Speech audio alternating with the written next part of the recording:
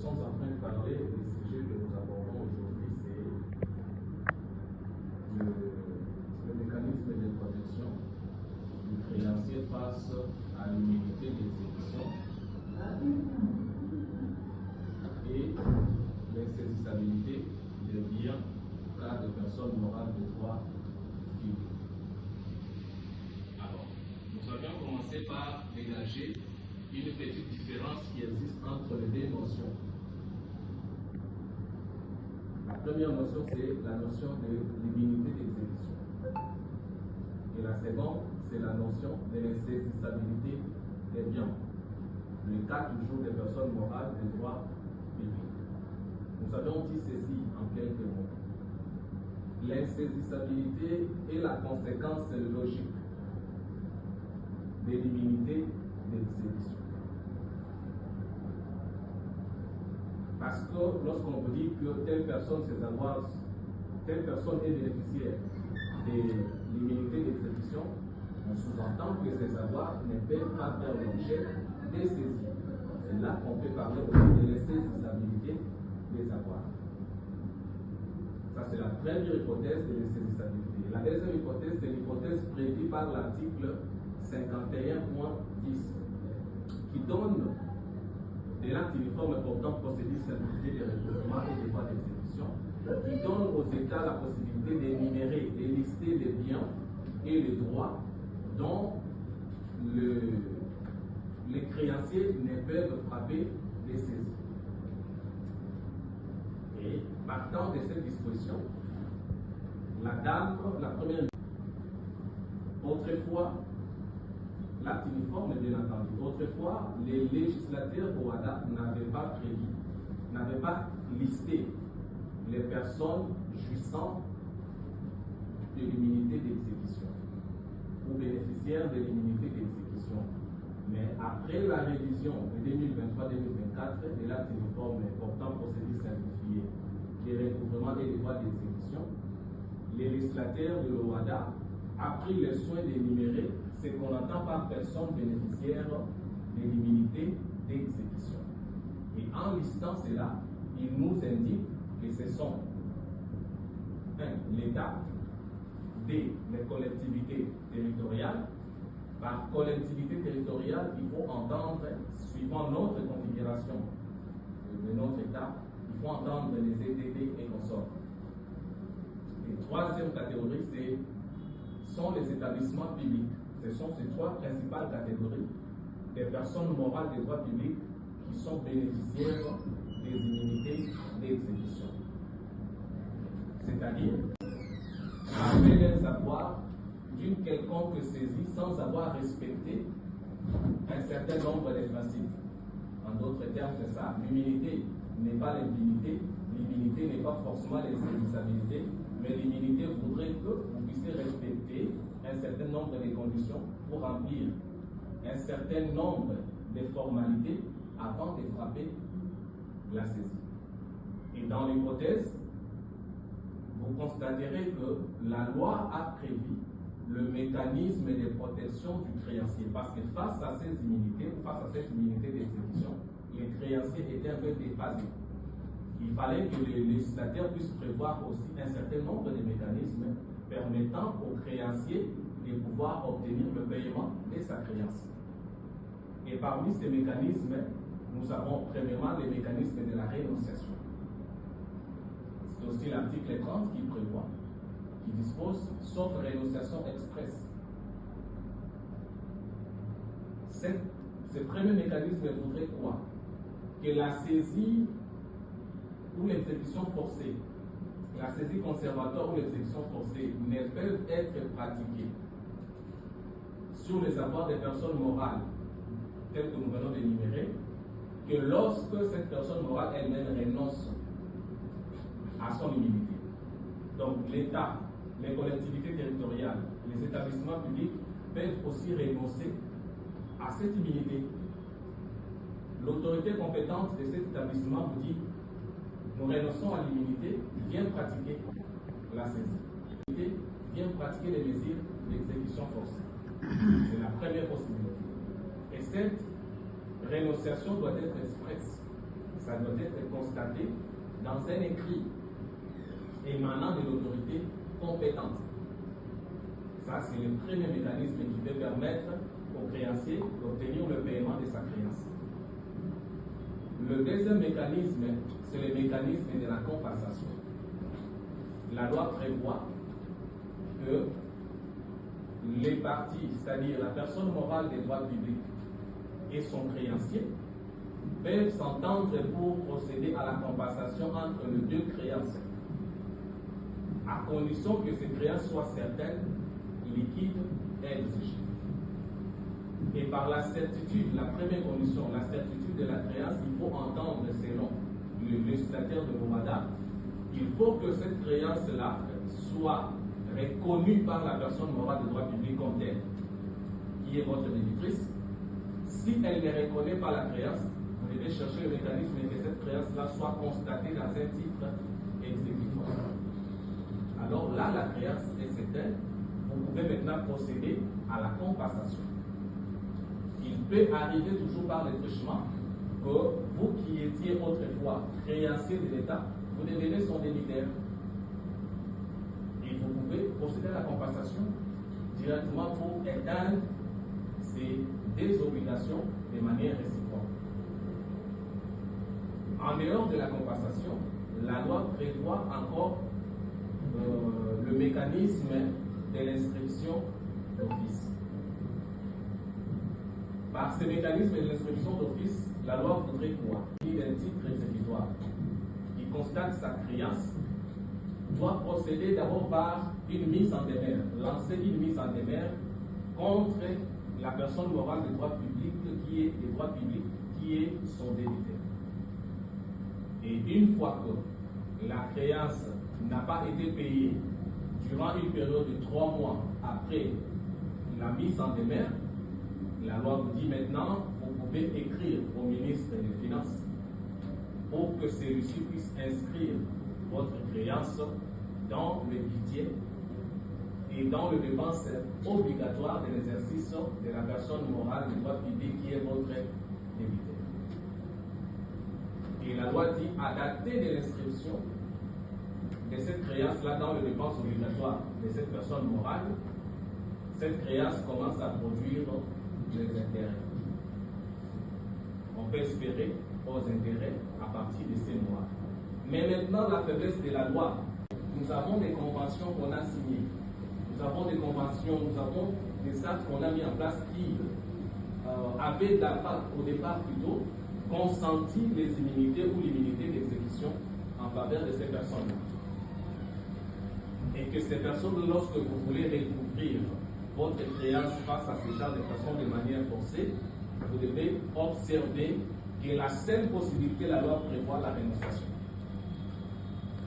Sauf rénonciation, aucune mesure forcée ne peut être pratiquée contre ce genre de personnes. Lorsqu'en face de vous, les débiteurs, c'est une organisation internationale, c'est le Vatican, c'est une ambassade, c'est une mission consulaire. Si vous avez un tel débiteur, la mesure forcée ou l'exécution forcée ne peut être pratiquée que par rénonciation. Si elle-même, votre débitrice, accepte de renoncer à l'immunité d'exécution, alors vous pouvez maintenant pratiquer ou exercer le mesure forcée pour obtenir le paiement. Maintenant, il y a une troisième catégorie de personnes qui ne sont pas bénéficiaires directement ou principalement de l'immunité d'exécution, mais leur attitude et le droit reconnu par la loi en leur faveur d'obtenir la main levée nous laisse croire que ces personnes sont par assimilation bénéficiaires des immunités. Qui sont ces personnes? Ce sont les personnes morales des droits publics autres que les personnes morales des droits publics que nous avons énumérées. Donc, lorsque vous êtes en face d'une personne morale de droit public autre que l'État territorial, les établissements publics, les personnes morales de droit public international, si vous êtes en face d'une personne morale maintenant de droit public dans ce cas, la loi vous dit que vous pouvez frapper ses avoirs de ceci. Vous pouvez exercer les mesures d'exécution forcée contre lui. Maintenant, la loi vous dit que cette personne morale-là, revêtue de la mission des services publics, lorsqu'elle s'est paiement de cette créance-là. Donc, lorsque vous êtes en face d'un service public, que vous poursuivez le recouvrement, la loi vous dit que vous pouvez frapper la saisie.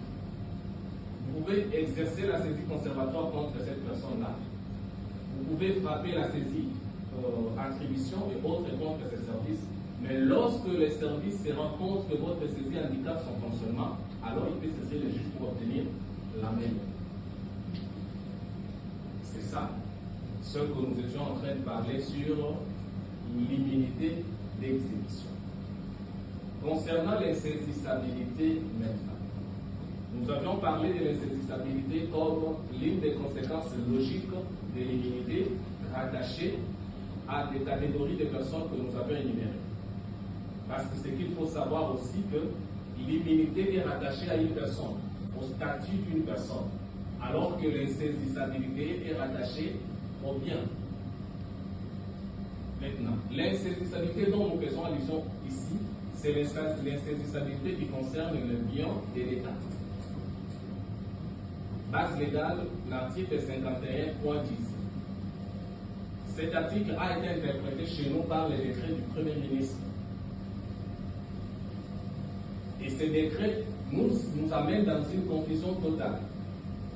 D'abord, les législateurs au Rwanda lui demandent non pas d'énumérer les personnes dont leurs biens sont insaisissables, mais plutôt les biens et les droits insaisissables dans chaque État parti. La Première ministre vous dit non, non, chez moi, ce sont les entreprises publiques, ce sont les établissements publics et les services publics, leurs avoirs ne peuvent pas faire l'objet de saisies. Et une conclusion déjà.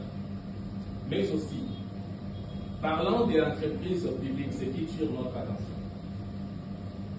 L'entreprise publique ici, selon l'entendement congolais, c'est une société commerciale où l'État a la participation. Ça peut être la majorité, ça peut être une simple participation ou encore la totalité des actions.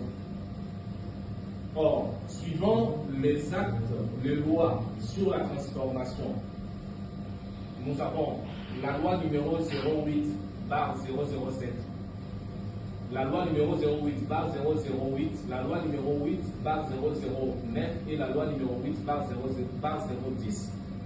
Ces lois qui parlent de transformation des entreprises publiques qui étaient autrefois régies sous la loi du 6 janvier 1978 sur les dispositions générales applicables aux entreprises publiques, que ces entreprises autrefois étaient transformées soit en société commerciale, en établissement public ou en service public, et les autres entreprises qui étaient en cessation d'activité ou de paiement étaient carrément dissoutes.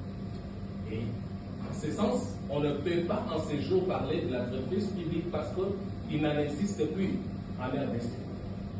Mais c'est la loi numéro 08/010 qui entretient maintenant une confusion.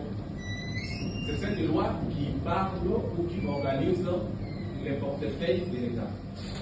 Qui vous définit, c'est qu'on a entreprise du portefeuille. En soi, ce sont des sociétés où l'État a la participation, soit en termes de majorité des actions, la majorité peut être simple ou qualifiée, soit en termes de totalité des actions.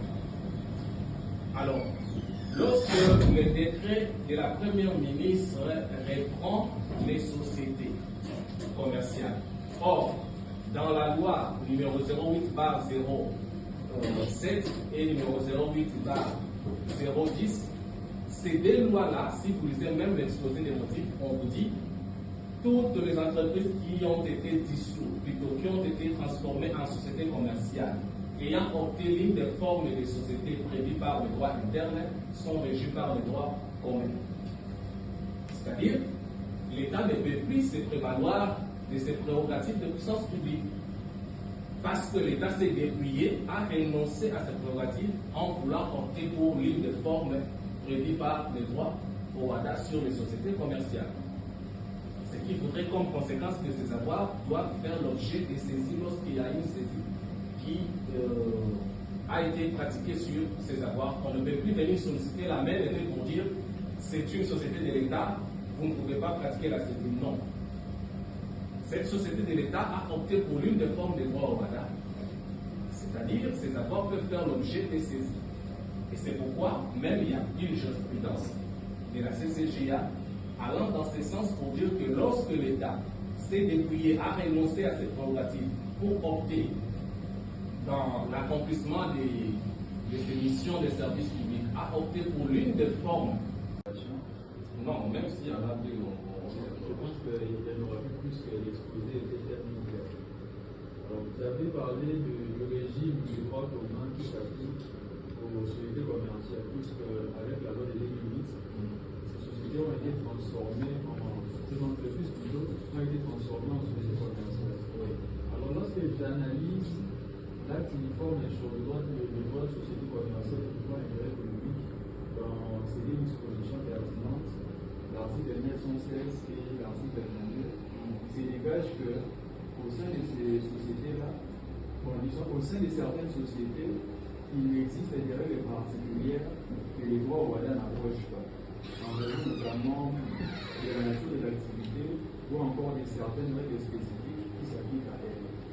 Alors, ce que j'aimerais savoir, si l'on doit considérer au sein des entreprises publiques ou encore des sociétés commerciales composées majoritairement ou intégralement des actions de l'État, s'il subsiste encore des règles des droits publics ou dérogatoires aux droits communs qui s'appliquent à elles. C'est en quelque sorte ce que je veux savoir. Non. Non. Cette option-là n'est pas envisagée, n'est pas prise en compte.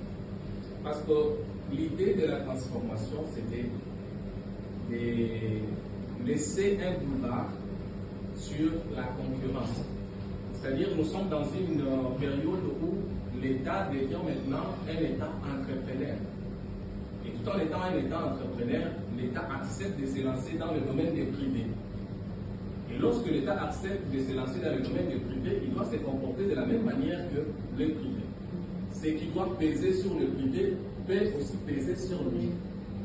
L'État ne peut plus venir dans le domaine des privés comme entrepreneur. S'il était comme régulateur, ça va. Mais ici, il intervient comme entrepreneur au même titre que les autres. Dans cette optique, on ne peut pas concevoir une forme de contrôle de l'État sur ces entreprises-là. Le contrôle, c'est la gestion interne. Mais ici, nous sommes en train de parler de l'hypothèse du recouvrement de la créance. Où peut-on appliquer le mesure d'exécution forcée, oui ou non, contre l'État? Nous sommes dans cette hypothèse-là. Mais pour ce qui est de l'organisation de la gestion, là, c'est une histoire interne. Ici, nous parlons d'un créancier qui est un tiers, que vous devez de l'argent, que vous devez peut-être les avoir. Celui-là, en quoi est-ce qu'il va être victime de vos prérogatives? Alors que vous avez accepté d'aller dans les terrains des privés. Et la loi elle-même dit les entreprises qui étaient transformées en société commerciale sont soumises au régime des droits communs. Donc c'est ça.